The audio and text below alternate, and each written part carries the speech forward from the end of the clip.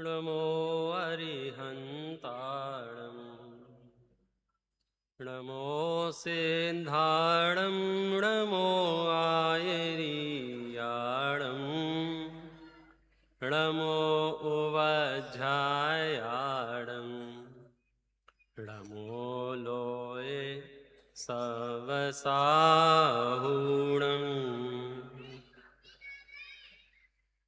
वन्दे तु सर्वसिद्धे ध्रुवमचलमणोवमं गतिं पत्ते वोक्षामि समयपाहुड निर्मोऽसुधकेवलीमणिदम् नमः समयसाराय स्वानुभूत्या चकासते चित्स्वभावाय भावाय सर्वभावान्तरच्छिदे अनन्तधर्मणस्तत्त्वं पश्यन्ति प्रत्यगात्मनः अनेकान्तमयी मूर्ति नित्यमेव प्रकाशता।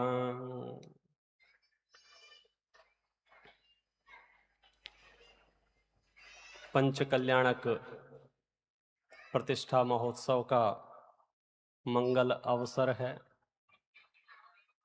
जिन तीर्थंकरों के हम ये कल्याणक मना रहे हैं, उन तीर्थंकरों ने अपना कल्याण कैसे किया,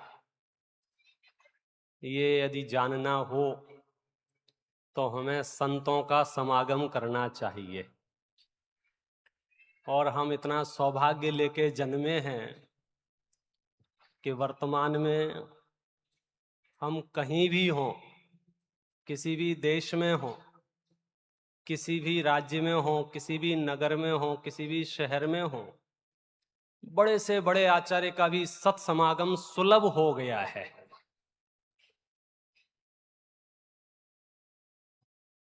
कुंद कुंद आचार्य से मिलना हो तो समय सार खोल के बैठ जाओ। अमृतचंद्र आचार्य से मिलना हो, आत्मख्याति पढ़ने लग जाओ। उमा स्वामी से मिलना हो, तत्वा सूत्र पढ़ने लग जाओ। नेमिचंद्र आचार्य से मिलना हो, द्रव्य संग्रह पढ़ने लग जाओ। आप तो बोलो किस आचार्य के नजदीक आपको बैठना है, जब चाहें जहां चाहें। इसे टोडरमल जी साहब कहते हैं कि अब सब अवसर मिल गए हैं, अब इससे ज्यादा फैसिलिटी हम अवेलेबल नहीं करा सकते अपनी आत्मा के कल्याण के लिए। दुर्लभ से दुर्लभ चीजें हमारे हाथ में है, उत्तम से उत्तम वस्तुएं। ग्रंथादिराज समय सार में शुद्धात्मा के निरूपण करते हुए कुंद कुंद आचार्य देव ने जिस तरह से प्रयोग किए हैं, खास करके निश्चय और व्यवहार नयों के, वो प्रयोग अद्भुत हैं। और वो प्रयोग इसलिए फलित होते हुए दिखाई देते हैं क्योंकि जब हमने तत्वार्थ सूत्र पढ़ा था और आचार्य उमा स्वामी ने हमें मोक्ष का रास्ता तो बता दिया था। हम पूछते हैं ना, किसी से कहीं जाना हो, मंजिल पर जाना हो, तो लोग हमको पता लिख के दे देते हैं। तो ऐसे ही हमें उमा स्वामी आचार्य ने पता लिख के दे दिया था। क्या लिखा था पता में? सम्यक दर्शन ज्ञान चारित्राणी मोक्ष मार्ग। चले जाओ साहब, चले जाओ। सब मिठाई खानी है, बोले महात्मा गांधी रोड पे मिलेगी। तो बोले मोक्ष जाना है, बोले मोक्ष मार्ग पर मिलेगा। मोक्ष मार्ग कौन सा?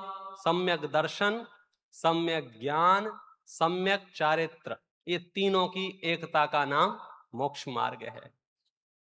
इन तीनों में भी निवेदन किया कि सबसे पहले हमें क्या मिलेगा? बोले सम्यक दर्शन मिलेगा। प्रश्न पूछा, प्रभु कैसे मिलेगा? तत्वार्थ श्रद्धानम सम्यक दर्शनम, कि आप तत्वार्थों का श्रद्धान करेंगे तो आपको सम्यक दर्शन मिल जाएगा।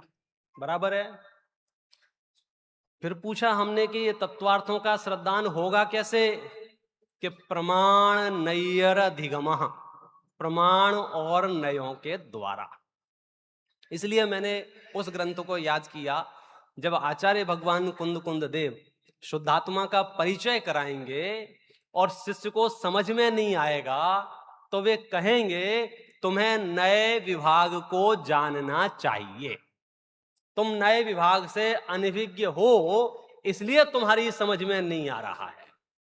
क्योंकि कुंद कुंद आचार्य के वचन जिस प्रयोजन से लिखे गए हैं, यदि हमें वो प्रयोजन ख्याल में नहीं रहा तो वे वचन ही समझ में नहीं आएंगे। और एक सामान्य मनोविज्ञान है, जब कोई चीज हमारी समझ में नहीं आती है ना, तो हम उससे दूरियां बनाने लगते हैं। न केवल हम, फिर हम चाहते हैं पूरा गांव उससे दूरी बनाए, क्योंकि हम नहीं चाहते हैं कि जो हमें समझ में नहीं आया तुम्हें कैसे आ सकता है। तो जिन जिन को समय सार समझ में नहीं आया वे दूसरों को भी समझने में बाधक पैदा होंगे, लेकिन जिसको समझ में आ गया उसको फिर अन्य कुछ समझाने की जरूरत पड़ेगी नहीं। अद्भुत ग्रंथ है, कहां तक कितनी महिमा कहें ग्रंथादिराज समय सार की। एक लंबी परंपरा है, तीर्थंकर परमात्मा आदिनाथ भगवान से लेकर के तीर्थंकर महावीर तक इस समय सार के सार रूप दिव्य ध्वनि खिरती रही है। गुरुदेव श्री तो समय सार के संबंध में बोलते हैं, लाखों शास्त्रों में शास्त्र है, आगम में आगम, लाखों शास्त्रों का सार, काम धेनु, कितने कितने विशेषण दिए। और ये ख्याल में आता है ना कि वे जीवन पर्यंत इसका अभ्यास करते रहे, इससे रस पता चलता है कि कितना तीव्र रस रहा होगा। बोलो साहब, कितनी बार व्याख्यान किए समय सार पर गुरुदेव श्री ने? 19 बार। अगर वे रहते तो 20वीं बार होते कि नहीं होते, और 21वीं बार होते कि नहीं होते। क्यों? क्योंकि पहली बार हुए थे, दूसरी बार हुए थे, तीसरी बार हुए थे, 17-18 बार हुए थे, 19वीं बार हो रहे थे। इसका मतलब ये क्रम रुक नहीं रहा था। ये ऐसा अद्भुत ग्रंथ है जिसके संबंध में मैं क्या कहूं, मुमुक्षु समाज के तो प्राण है ये, मुमुक्षु समाज की पहचान है ये। गुरुदेव श्री का पर्यायवाची नाम है समय सार। समय सार, समय सार। आप समय सार खोल के बैठे होगे, वो तुरंत बोल पड़ेंगे समझ जाएंगे कि भाई साहब इनके तार कहां से जुड़े हुए हैं। कहने का मतलब ये है कि जो ऊर्जा है, ये जो उत्साह है, इसके पीछे कुछ आधार है। जब मैं पुण्य पाप अधिकार अभी अभी पढ़ रहा था और पुण्य पाप अधिकार की पहली ही गाथा पढ़ी तो थोड़ा सा अटपटा फील हुआ। क्या अटपटा फील हुआ? तो पहली गाथा में लिखते हैं कि पूरी दुनिया पाप को कुशील कहती है और पुण्य को सुशील कहती है। आचार्य देव कहते हैं, कहतम होदि सुशीलम। ये सुशील कैसे हो सकता है? कौन? ये पुण्य सुशील कैसे हो सकता है? जम संसारम पवेसेदी, जो संसार में प्रवेश कराए उसे हम सुशील कैसे कह सकते हैं? जब ऐसे ऐसे प्रकरण हमारे सामने आते हैं तो हमें रेफरेंस के लिए दूसरे ग्रंथ भी देखते हैं कि साहब इसमें रत्नाकर में क्या लिखा है, पंडित बनारसी दास जी ने क्या कहा है, आत्मख्याति में क्या लिखा है। तो जब चारों तरफ घूम के देखे तो शिष्य की भावनाओं को और स्पष्ट रीति से लिखा। बनारसी दास जी ने तो कितने छंद लिखे, शिष्य की तरफ से भी छंद लिखे और गुरु की तरफ से भी छंद लिखे। शिष्य की तरफ से छंद ये लिखे कि महाराज आप जो बात कह रहे हो हमारे दिमाग में नहीं बैठ रही है, ऐसा लिखा है। कारण रस स्वभाव फल न्यारे, कारण अलग है, रस अलग है, स्वभाव अलग है, फल अलग है। आप कह रहे हो ये कई है, कहां पुण्य कहां पाप? बोलो, पाप करने से बोलो कहां जाता है जीव? नरक में। पुण्य करने से जीव कहां जाता है? स्वर्ग में। और आचार्य क्या कह रहे हैं? दोनों एक हैं। देखो, मैंने शुरुआत से ही टॉप गियर लगा दिया है कि ऐसा कैसे हो सकता है? एक से दुर्गति हो रही है, एक से सुगति हो रही है। इन शब्दों का प्रयोग पंडित बनारसी दास जी ने किया है कि एक करेंगे, पुण्य करेंगे तो कहां जाएगा जीव? सुगति में। और पाप करेगा तो कहां जाएगा? दुर्गति में। और आचार्य क्या कह रहे हैं? दोनों एक ही है, दोनों एक ही है। उदाहरण दिए जा रहे हैं, लोह बेड़ी और सोने की बेड़ी का उदाहरण दे रहे हैं। बताओ, सोने की श्रृंखला से बंधन बांधा जाए या लोहे की श्रृंखला से बंधन बांधा जाए, बंधन में क्या अंतर है? अब जिनको समझ में नहीं आ रहा हो उनके लिए मैं समय सार के शुरुआती पन्नों पर ले चलता हूं। 18 नंबर की गाथा है, मैं सीधे हिंदी पढ़ रहा हूं, आपको अंदाजा लग जाएगा ये बात हम किससे कर रहे हैं। 18 नंबर की गाथा है, उसका पद्यानुवाद पढ़ता हूं। यदि मोक्ष की है कामना तो जीवन नृप को जानिए, अति प्रीति से अनुचरण करिए, प्रीति से पहचानिए। किसकी बात चल रही है? यदि मोक्ष की है कामना, किसकी बात चल रही है? यदि आपने पहली ही शर्त हमारी नहीं सुनी तो आपको ये पंच कल्याणक में दिव्य ध्वनि जब खिरेगी और शुद्धात्मा का जब उपदेश होगा आपको समझ में नहीं आएगा, क्योंकि आपके दिमाग में टेंशन बैठी हुई है कि चांदी 3.5 लाख रुपया किलो हो गई, ले नहीं पाए, और सोना हो गया 1,70,000। बोलो, तो लोग कहते हैं पंडित जी तुम बाहर बाहर घूमते रहते हो। हमने जितना घूमे उतना बढ़ रहा है, बैठ के क्या करेंगे? बोलो, पैसा कमाने से आता है, ये बात ही सिरे से खारिज है। कौन समझे और किसको समझाएं?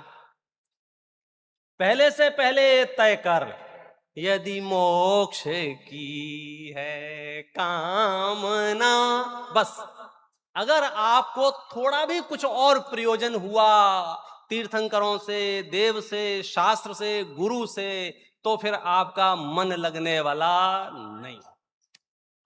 अरे हमने तो जब भक्तियां की, स्तुतियां पढ़ी, शास्त्र पढ़े, स्तोत्र पढ़े, तो नीचे अंतिम जो 2 लाइनें आती हैं ना, उसमें डिस्क्लेमर दिया।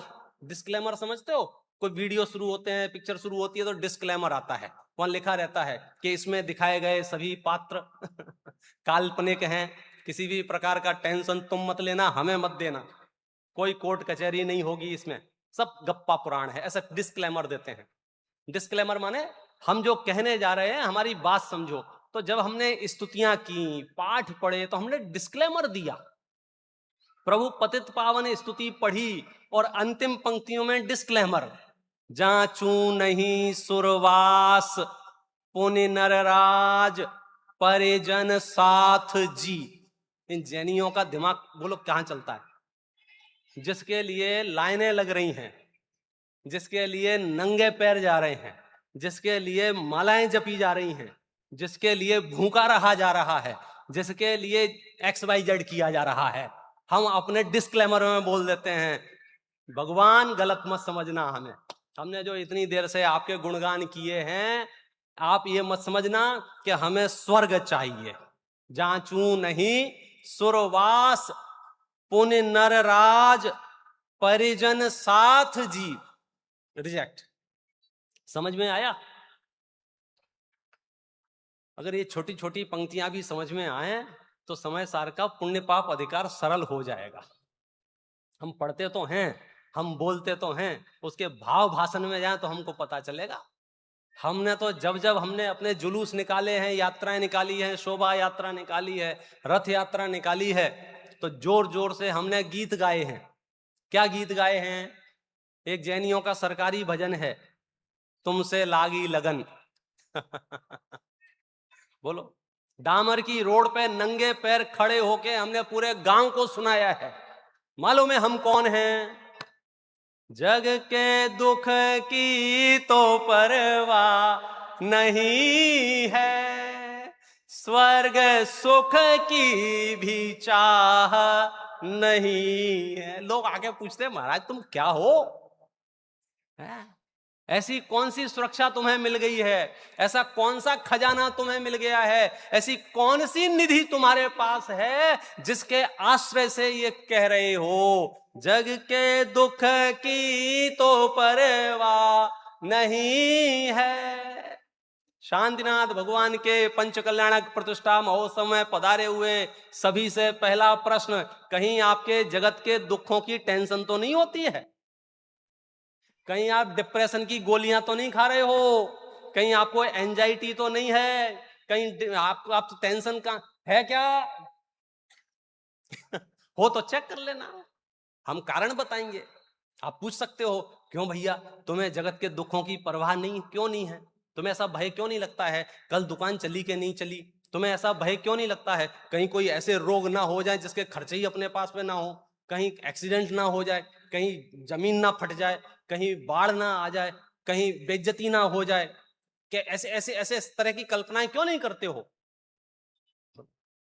बोले हम जैनी हैं, हम तीर्थंकरों के अनुयायी हैं, वितरागी देव शास्त्र गुरु हमारे माथे पे विराजते हैं, हमें जगत के दुखों की तो परवाह ही नहीं है। परवाह नहीं का मतलब आप समझ गए? परवाह नहीं है। और कैसे समझाऊं परवाह नहीं है? जो लोग घर से पुरानी चप्पलें पहन के आए हैं,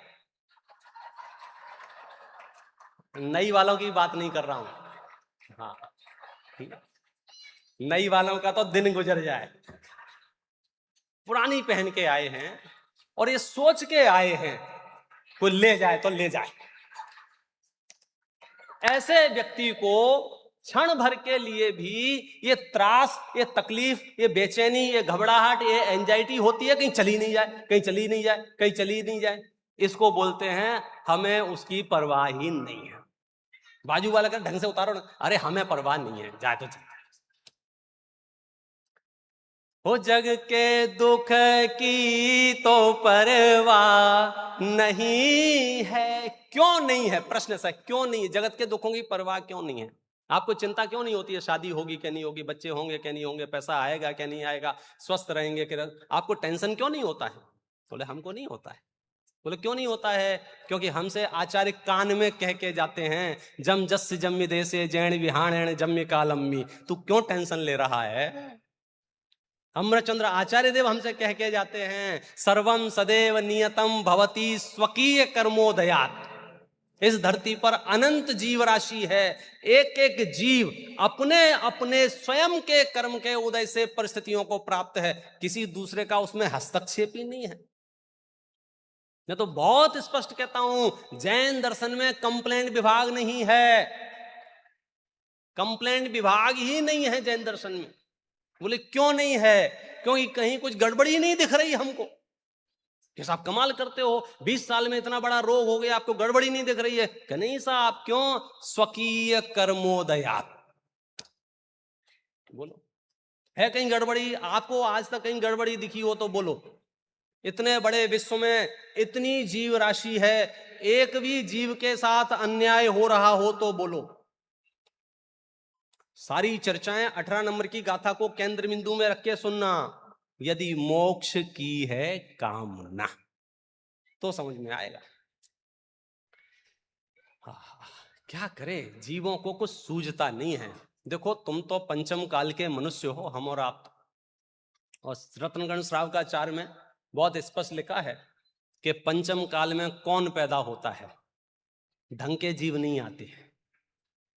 मतलब पंचम काल के बारे में पहले जो धारणाएं थी, एक बहुत प्रसिद्ध उदाहरण है विभीषण का, रामचंद्र जी का। जब उस पर शक किया गया, उस पर संदेह किया गया, या तुम दूसरी पार्टी के आदमी हो, तुमको अपनी पार्टी में लें या नहीं लें, लक्ष्मण जी ने, तो विभीषण ने क्या स्पष्टीकरण दिया? यदि मैं असत्य कथन करूं, यदि मैं झूठ बोलूं, तो पंचम काल का मनुष्य बनूं। और आप अपने आप को नवाब समझ रहे हो।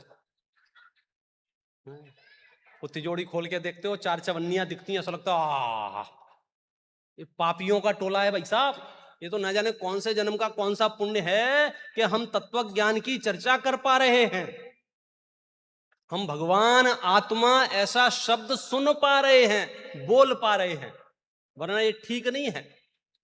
तो फिर मैं कभी कभी तुलनात्मक अध्ययन में थोड़ा सा पिटारा खोलता हूं इस विषय को लेकर के। किस विषय को लेकर के? जग के दुख की तो परवाह ही नहीं है। बोले क्यों नहीं है? कि देखो हम तो साफ सामान्य मनुष्य हैं, जो लोग बड़े बड़े हैं, वीवीआईपी हैं, हाई प्रोफाइल हैं, चक्रवर्ती हैं, नारायण हैं, बलभद्र हैं, तीर्थंकर हैं, जरा इनकी फाइल खोल के देखो। उसी भव से मोक्ष जाने वाले जीवों की फाइल खोल के देखो। रामचंद्र जी मर्यादा पुरुषोत्तम कहे जाते हैं और बहुत उनकी चर्चा है, बहुत उनकी वार्ता है। उसी भाव से मोक्ष जाने वाले हैं, फिर भी उनको कैसा कैसा उदय आता है, कैसे कैसी परिस्थितियों का उनको सामना करना पड़ता है। बोलो जरा। आज राज्याभिषेक की घोषणा हुई है और कल उनको गेट आउट। ये क्या हो गया? प्रश्न इतना सा है, उनको उनके घर से बाहर किसने निकाला? आइडिया है किसी को? किसने निकाला? साहब दशरथ जी ने निकाला। ऐसा ही है ना? तो मैं गया दशरथ जी के पास, मैंने कहा साहब क्या क्या ये क्या करते हो?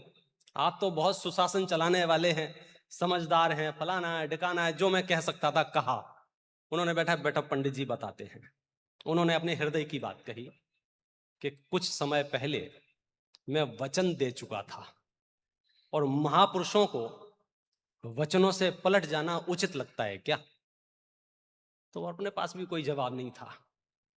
हम केकई के पास पहुंच गए, आंटी जी आपने ये सब क्यों किया? आपको ऐसा क्या लाभ हो रहा है, क्या परेशानी है? तो केकई ने पता है क्या जवाब दिया? अब क्या बताऊं, सब ठीक चल रहा था, वो मंथरा आई थी, ऐसी ऐसी बातें कह के गई कि हमारा दिमाग घूम गया। तो मैं मंथरा के पास गया कि तुमने ऐसा क्यों किया? सोल मैं तो हर घर में यही करती हूं। लोग मुंह रखें जो मेरी बात को सीरियसली ले लेते हैं, मैं तो यहाँ की वहां की वहां टाइम पास करती रहती हूँ। बोले रिसर्च इस बात की हो रही है कि असली कारण बताओ, असली कारण। तो बोलो असली कारण क्या है? अब जितनी मुंह उतनी बातें, ऐसे कहानियों में तो ऐसे ही होता है। आप पूछ ले, दुनिया में एक सर्वे करके देख लो, रामचंद्र जी को घर से क्यों निकाला गया, तो जो जिस विषय से जुड़ा होगा, विशेषज्ञ होगा, वो उस पर टीका कर देगा। कोई बोल सकता है कि हो सकता है उनके पापा ने उनका घर वास्तु से ना बनवाया हो, क्यों? कारण तो कारण ही है, उसमें क्या कर सकते हो। कोई कह सकता है इन्होंने अमुक अमुक राशि रत्न ना पहना होगा, कह सकते हो। कोई कह सकता है, हो सकता है रामचंद्र जी शांति धारा करने नहीं जाते होंगे, नहीं घर से ना निकलना पड़ता। जो जिस क्षेत्र का होगा, लेकिन अंतिम सत्य बोलो क्या है?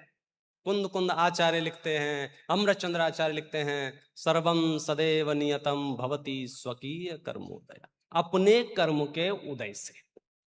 बोलो उसमें किसका हस्तक्षेप है? अब सुनना, जब रामचंद्र जी जैसे जीवों को, उसी भव से मोक्ष जाने वाले जीव हैं, ऐसे जीव भी जो 8 कर्मों का नाश करने में तो समर्थ हैं, लेकिन घर वालों को समझाने में समर्थ नहीं है कि ये कमरा यहीं दे देना, पड़े रहेंगे स्वाध्याय करते रहेंगे, कि नहीं नहीं तुम निकलो यहां से।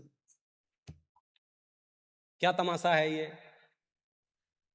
और ऐसा एक नाम नहीं है, आप पुराण पढ़ना, हर पुराण में आपको ये मजबूती मिलेगी। महापुरुषों के चरित्र आप पढ़ना, 5 पांडव हैं, 5 पांडव उसी भाव से मोक्ष जाने वाले हैं, 3 तो फिर भी उनको नगर में नहीं रहने दिया जा रहा है। बोलो आप कल्पना कीजिए, उसी भाव से मोक्ष जाने वाला जीव वेश बदल के रह रहा है, अर्जुन नगर में साड़ी पहन के रह रहे हैं। कल्पना कर सकते हो, हम और आप में से किसी को ऐसे रहना पड़ जाए, कोई सोचेगा ये मोक्ष जाएगा? यहाँ तो सभा में कोई 2 शब्द बोल दे, हम अपना मोक्ष पोस्टपोन कर देंगे, क्या अब हम हमारी हमारी तो कुछ इज्जत ही नहीं, हम क्या करेंगे मोक्ष जाके? और यहाँ पुराण कह रहे हैं कि तुम साड़ी पहन के भी तुम्हें रहना पड़े तो भी तुम मोक्ष के पात्र हो। ये क्या लगा रखा है? मान अपमान सम्मान पुण्य पाप सब एक हैं यदि मोक्ष की है कामना।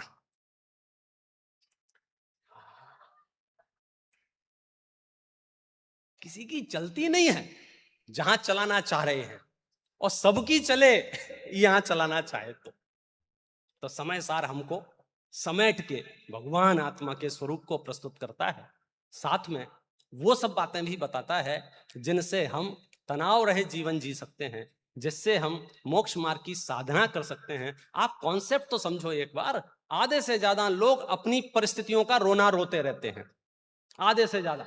परिस्थितियां ठीक नहीं है, परिस्थितियां ठीक नहीं है, परिस्थितियां ठीक नहीं है। और आचार्य ये कह रहे हैं कि इससे बढ़िया परिस्थिति अब तुम्हें द्वारा मिलने वाली नहीं है, हाल फिलहाल तो बिल्कुल नहीं। बोलो क्या चाहिए, बोलो। महापुरुषों के जीवन में झांक के देखें तो लगता है बनारसी दास जी ने समय सार नाटक लिखा है। सुबह शैलेश भाई भी जैनेन्द्र परमात्मा के रूप का वर्णन करने के लिए, मुद्रा का वर्णन करने के लिए उसकी बात कर रहे थे। बहुत अद्भुत ग्रंथ है, समय सार नाटक से पूरा देश परिचित है। अद्भुत अद्भुत। लेखक को जानते हो आप, बनारसी दास जी को? क्या स्थिति है, कैसी परिस्थितियां रही होंगी बनारसी दास जी की कि उन्होंने समय सार का इतनी गहराई से अभ्यास किया। बढ़िया एसी की केबिन होगी, 4-6 नौकर होंगे, जब भी पानी यहाँ साहब, और वे बढ़िया स्वाध्याय। क्या परिस्थितियां रही होंगी, क्या आप थोड़ा झांक के देखो, 300, 400, 500 साल पहले जाके देखो देश की क्या हालत थी, कैसी परिस्थितियां थी, उनकी पारिवारिक परिस्थिति कैसी थी, उनकी सामाजिक परिस्थिति कैसी थी, उनकी आर्थिक परिस्थिति कैसी थी। एक एक परिस्थिति पे आप चर्चा करके देखो, फिर आपको पता चलेगा कि हम व्यर्थ में ही दुखी हो रहे हैं। बोलो, उनकी पारिवारिक परिस्थिति कैसी है? 3-3 शादियां हुई, 9-9 बच्चे हुए, एक भी जीवित नहीं बचा। आप समझ लो परिवार की परिस्थिति कैसी रही होगी।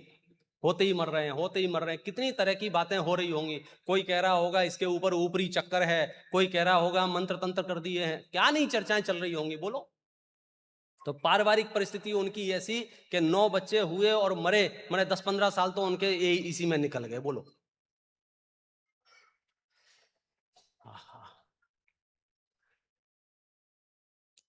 पढ़ाई लिखाई के मामले में उनको पढ़ने का शौक था। उनको 2 ही शौक थे, लिखा है उन्होंने, के पढ़ना के आशिकी। आशिकी मतलब समझते हो, फालतू काम था, कि 2 ही काम थे। योगानुयोग की बात है कि वो दौर वो था कि हमको पढ़ना भी अच्छा नहीं माना जाता था। उनके पूरे परिवार वाले मिलकर समझा रहे थे कि मत पढ़ो, पढ़ के क्या करोगे। कह रहे हैं, वो खुद कह रहे हैं कि ये पढ़ना लिखना अपना काम नहीं है। बहुत पढ़ें बावन और भाट, बणिक पुत्र तो बैठे हाट। घर वाले क्या समझा रहे हैं, बेटा क्या करोगे पढ़ के, ये कौन पढ़ाई करता है। बहुत पढ़ें बामन और भाट, के बहुत तो ब्राह्मण लोग पढ़ते हैं, पढ़ना पढ़ाना उनकी जीविका है, वो पढ़ें। या फिर भाट लोग पढ़ते हैं। भाट लोग माने ये नाटक नौटंकी करने वाले, अलग अलग क्षेत्रों में, अलग अलग देशों में जाते हैं, अलग अलग राज्यों में, अलग अलग भाषाओं में अलग अलग तरह से अभिनय करते हैं, तो इनको पढ़ाई लिखाई की जरूरत है। बणिक पुत्र तो बैठे हाट, बनिया का बेटा तो बाजार में बैठा है। बहुत पढ़े सो मांगे भीख, लिखा है कि तुम ज्यादा पढ़ोगे तो क्या होगा, भिक्षा मांगनी पड़ेगी। मानव पूत बड़िन की सीख। आप सोचो उनकी कैसी बढ़िया परिस्थितियां थीं कि बड़े लोग ऐसी शिक्षा देते थे, पढ़ो मत। पारिवारिक परिस्थिति बता दी आपको। आर्थिक परिस्थिति उनकी कैसी थी कि एक इतना उतार चढ़ाव कि कभी वो रत्नों का व्यापार कर रहे हैं तो कभी भोजन करने तक के पैसे उनके पास नहीं हैं। मैं तो कहता हूं अपने जीवन को मजबूत बनाने के लिए हमें जिन महापुरुषों की आत्मकथाएं उपलब्ध हैं उन्हें जरूर जरूर पढ़ना चाहिए। हमको पता चले कि इनको ये कैसे कैसे काम किया है। अर्धकथानक हिंदी साहित्य की पहली आत्मकथा है। ये भारत देश को ये गौरव प्राप्त है, यूनिवर्सिटी में नोंद है ये बात कि बनारसी दास जी की आत्मकथा हिंदी साहित्य की पहली आत्मकथा है। उसमें उन्होंने लिखा है आर्थिक परिस्थितियां इतनी खराब कि साहब भोजन के पैसे नहीं हैं, वो कचौड़ी भी उधार खा रहे हैं। बोलो, कचौड़ी खा के पेट भर रहे हैं। आर्थिक परिस्थिति गड़बड़, पारिवारिक परिस्थिति गड़बड़, पढ़ाई लिखाई की बात बताई दी आपको। सामाजिक परिस्थिति कैसी, अंधविश्वासों से भरी हुई। अब तो भले ही अब आज भी होंगे थोड़े बहुत, लेकिन उस समय तो बहुत अंधविश्वास। एक अंधविश्वास की चर्चा तो वे खुद करते हैं कि किसी संत महात्मा ने उन्हें एक आइडिया दिया था। क्या आइडिया दिया था कि ऐसा ऐसा करो तो आपके घर में रोज आपको एक गोल्ड कॉइन मिलेगा। उन्होंने असरफी शब्द का उपयोग किया है, रोज असरफी मिलेगी। असरफी माने सोने का सिक्का। क्या करना पड़ेगा कि सब सुबह सुबह जो पाखाने में जाते हैं फ्रेश होने के लिए, वहां बैठ के ये वाला मंत्र पढ़ना, लिखा है उन्होंने। और उस समय के पाखाने भी आपको अंदाजा लग गया होगा, रूम फ्रेशनर वो उसमें वो नहीं लगते थे, 10 फीट दूर से ही खुशबू आती थी। लिखा उन्होंने, गंदे स्थान पर बैठ के मैं जाप करता रहा इस आशा में कि सोने की असरफी मिलेगी।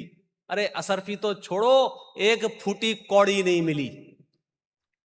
मैं सिर्फ आपको ये आइडिया दे रहा हूं, उनकी सामाजिक स्थिति अंधविश्वासों से भरी हुई, पारिवारिक स्थिति उथल पुथल, आर्थिक स्थिति उथल पुथल, राजनीतिक स्थिति। आज तो भी आप डेमोक्रेटिक देश में हैं, शांति से अपना काम कर सकते हैं। राजनेताओं के शासन में एक बार की सच्ची घटना है, सारे जौहरियों को राजा ने जेल में डलवा दिया और मोटी मोटी रकम मांगी, होवे तो दें, आधे से ज्यादा नगर छोड़ के चले गए। तुम्हें नगर नहीं छोड़ना पड़ रहा है। राजनीतिक परिस्थितियां खराब, आर्थिक परिस्थितियां खराब, सामाजिक परिस्थितियां खराब, पारिवारिक परिस्थितियां खराब, और फिर भी यदि पौरुष जागृत हो तो समय सार में डुबकी लगा रहे हैं। न केवल अकेले डुबकी लगा रहे हैं, समय सार नाटक लिख दिया है तो पूरा देश उसमें डुबकी लगा रहा है। आप बोलो, हम कल्पना नहीं कर सकते। वर्णी जी की आत्मकथा पढ़ो तो आपको पता चलेगा, जन्म से जैन नहीं थे वर्णी जी, जन्म से जैन नहीं थे। मोहल्ले में मंदिर था और वहां पद्म पुराण बांचा जाता था, तो उस पुराण को सुनते सुनते उन्हें बहुत अनुकूल लगा, सच्चा लगा, अच्छा लगा, और वो जैन बन गए थे। कैसे जैन बन गए थे? रात्रि भोजन छोड़ दिया था और एक आध दो नियम ले लिए थे, जैन बन गए थे, जैन बन गए थे, जैन बन गए थे। तो कोई मिला उनको, तुमने जैन शास्त्रों को पढ़ा है? बोले हमने जैन शास्त्र तो नहीं पढ़े हैं। तब उन्हें पता चला कि अकेले इससे कुछ नहीं होगा, पढ़ना पड़ेगा। दुख की बात यह है, पूरे देश में उन्होंने खूब खोजा, कोई जैन दर्शन पढ़ाने वाला मिल जाए, कोई जैन दर्शन पढ़ाने वाला मिल जाए, नहीं मिला। बनारस वहां गए थे किसी ब्राह्मण पंडित के पास, क्योंकि पता था कि ये लोग संस्कृत के ज्ञाता हैं, अपने जैन शास्त्र भी संस्कृत में लिखे हुए हैं। आत्मकथा में ये बात लिखी हुई है उन्होंने कि उनको 1 रुपए की दक्षिणा देकर निवेदन किया कि मुझे संस्कृत पढ़ा दीजिए, मुझे पुराण जैन ग्रंथ पढ़ने हैं, ग्रंथ पढ़ने हैं। तो उन्होंने पहले तो हाँ बोल दिया, ठीक है हम तुम्हें पढ़ा देंगे। फिर उनसे पूछा कौन जात के हो, कौन जात के हो मतलब अपनी जाति बताओ। तो उन्होंने कहा साहब जैन हूं। उठा के सिक्का फेंक दिया, नास्तिकों को नहीं पढ़ाता मैं। उन्होंने कहा कि आस्तिक नास्तिक जो भी हूं मुझे नहीं पता, परम ब्रह्म की संतान हूं मैं। बोले भगो यहां से बातें मत बनाओ, सब पता है तुम क्या बोल रहे हो। मतलब इतनी विषम परिस्थितियां कि एक व्यक्ति जैन ग्रंथों को पढ़ना चाह रहा है, पूरे देश में घूम रहा है, पढ़ाने वाला नहीं मिल रहा है। बोलो, ये तो कोई योग अच्छा रहा होगा। फिर उनकी वो कहानी तो आपने सुनी होगी कि उन्होंने सबको 1 रुपए में, उस समय कितने 64 पोस्ट कार्ड आते थे, पूरे देश में पोस्ट कार्ड लिखे सेठों को कि हमको धन की आवश्यकता है, और बनारस में पहला शास्त्रीय विद्यालय खोला। इतना आनंद नहीं आएगा, जब मैं अगली बात बताऊंगा तब आपको मजा आएगा। पहला शास्त्रीय विद्यालय तो खोला ही, वे उस विद्यालय के पहले विद्यार्थी बने। आप सोचो, पढ़ने की कितनी इच्छा कि विद्यालय खोल लिया, किसके लिए? बोले मैं पढ़ाओ। लिखा है उसमें, श्वेतांबरों का एक शास्त्रीय विद्यालय पहले से चलता था। दिगंबर परंपरा का वर्तमान का सबसे पहला विद्यालय बनारस का था, जहां से शास्त्री की परंपरा चल रही है। डॉक्टर साहब भी उसी परंपरा से निकले हुए शास्त्री थे। ये तो गुरुदेव की सुगंधी पाकर समझो जीवन अध्यात्ममय हो गया, ऐसा है। श्रुत तो उपलब्ध था ना परंपरा से। तो मैं तो सिर्फ इतनी बात बताना चाह रहा हूं कि जो लोग परिस्थितियों का हवाला देते हैं, कम से कम अंधेरे में ना रखो अपने आप को। आपकी परिस्थितियां बहुत बहुत बहुत बेहतर हैं। खास करके इस पंडाल में जो लोग बैठे हैं, उनकी परिस्थितियां इससे अच्छी और क्या हो सकती हैं। आप घर से बाहर निकल आए, यही बड़ी परिस्थिति है भाई साहब। मोह मंद हुआ होगा तो घर से बाहर निकल पाए होंगे। जिनका मोह तीव्र है वे तो बेचारे निकल ही नहीं पाए, या जिनके शरीर की अस्वस्थता है वे तो बेचारे निकल ही नहीं पाए। तो मैं ये सब बातें इसलिए कह रहा हूं क्योंकि अब अवसर मिल गया है, तो मुझे श्रुत का अवगाहन करना चाहिए, मुझे ग्रंथों का अभ्यास करना चाहिए, मुझे ग्रंथों का आद्योपांत अभ्यास करना चाहिए। एक एक गाथा, एक एक पंक्ति आचार्यों ने मेरे लिए लिखी है, मेरे कल्याण के लिए लिखी है। आगम से, युक्ति से जब हम उसका अवलंबन लेते हैं तो अंदर में वेदना, अंदर में अनुभव भी वैसा ही होता है। और जब अनुभव वैसा होता है तो उसका जो आनंद है, उसकी जो दशा है, वह शब्दों में व्यक्त नहीं की जा सकती है।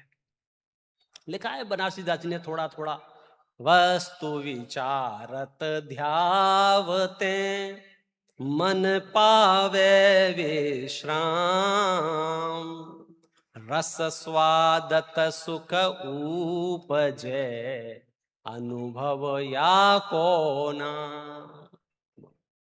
जो लोग ये कहते हैं हमारा मन शांत नहीं होता है, मन शांत नहीं रहता है, हमने मेडिटेशन करके देख लिया, ऐसे ऐसे मिले हैं, हमने मेडिटेशन करके देख लिया, मन शांत नहीं रहता है, मन शांत नहीं रहता है। आचार्य कहते हैं, विद्वान कहते हैं, मन को शांत रखने का शॉर्टकट बोलो क्या है? वस्तु विचारत ध्यावते। आप वस्तु के स्वरूप का विचार करो ना तो मन अपने आप शांत हो जाएगा। क्यों? क्योंकि वस्तु के स्वरूप में कुछ भी करने की गुंजाइश नहीं है, और हमारी पुरानी धारणाएं पुनः पुनः के कुछ तो करना पड़ेगा, कुछ तो करना पड़ेगा, कुछ तो करना पड़ेगा। और जब हम वस्तु के स्वरूप का विचार करते हैं तो कुछ नहीं करना पड़ेगा। हाथ पे हाथ धरे ऐसे करना कुछ न रहा जैसे। मार्ग ही ऐसा है। बोलो, निष्कर्म में जब रस आने लग जाए तो समझ लेना कि अब मोक्ष मार्ग शुरू है। पाप का रस होगा तब तो मोक्ष मार्ग शुरू है ही नहीं, पुण्य का भी रस होगा तो भी मोक्ष मार्ग शुरू नहीं हुआ है। निष्कर्म में जब रस जगे तो समझना कि अब मेरा नंबर आ गया है। इसलिए ये अद्भुत अवसर जो हमको प्राप्त हुआ है ग्रंथ को अवगाहन करने की, उसकी चर्चा अपन ने प्रारंभ की है। थोड़ी बहुत चर्चा मैंने आपको सिर्फ इसलिए बताई है कि अब आप सब प्रकार से निर्भर होकर अपने इस जीवन को आचार्यों के शरण में सौंप दो अपने आप। तरस रहे हैं लोग सत्संगति के लिए, कॉलेजों में, स्कूलों में, परिवारों में, पूरे विश्व में जगह जगह जितनी परेशानियां हैं, सब सत्संग नहीं है आजकल, सत्संग नहीं है आपका, सत्संग नहीं है। मैं कह रहा हूं आप ऐसा पुण्य लेके आए हो कि आप चाहो 24 घंटे सत्संग है, 24 घंटे सत्संग है। बोलो, ऐसा कौन सा क्षण है जब आपको सत्संग नहीं है? आपने शुरू में ही कह दिया था किसका सत्संग करना है। बोलो, किसका सत्संग करना है? कौन कौन आचार्य का सत्संग करना है? हम लोग करते हैं। यदि मोक्ष की है कामना तो जीवन रप को जानिए। किसको जानना पड़ेगा? किसको जानना पड़ेगा? जीव राजा को। किसको जानना पड़ेगा? कहां मिलेगा ये जीव राजा? कहां मिलेगा? ये जो कॉन्फिडेंस आएगा ना, जीव नट की बात चल रही है। जीव कैसा है? जीव राजा कैसा है? जीव राजा शुरुआत से ही कहते आए हैं और आगे भी कहते जाएंगे। सर्वविशुद्धि अधिकार पूरा होने के बाद परिशिष्ट में अलग से कहेंगे कि जिसमें जीवत्व है, जिसमें च्युति है, जिसमें दृष्टि है, जिसमें विवित्व है, जिसमें प्रभुत्व है, खूब चर्चाएं करेंगे। लेकिन अपना लक्ष्य तो तय कर। कहां जाना है साहब? कहां जाना है? भूधरदास जी ने एक छंद लिखा है, जहां तो है चाल वो है तहां को तू साथ ढूंढ। जहां तो है चाल वो है तहां को तू साथ ढूंढ। यहां कहां ऐसे वैसे लोगन लोभाए रहो। कहां जाना है साहब? सब शिखर जी जाना है। तो बात किससे कर रहा है? जो गोवा जा रहा है। पागल हो गया? जाना कहां है? शिखर जी। तो किससे बात करनी पड़ेगी? जहां तो है चाल वो है तहां को तू साथ ढूंढ। यहां कहां ऐसे वैसे लोगन लोभाए रहो। तो हमको तो अपना बुद्धि पूर्वक एक प्रयोजन सिद्ध करने के लिए कि मुझे मोक्ष की कामना है, तो मुझे जीव राजा को जानना होगा।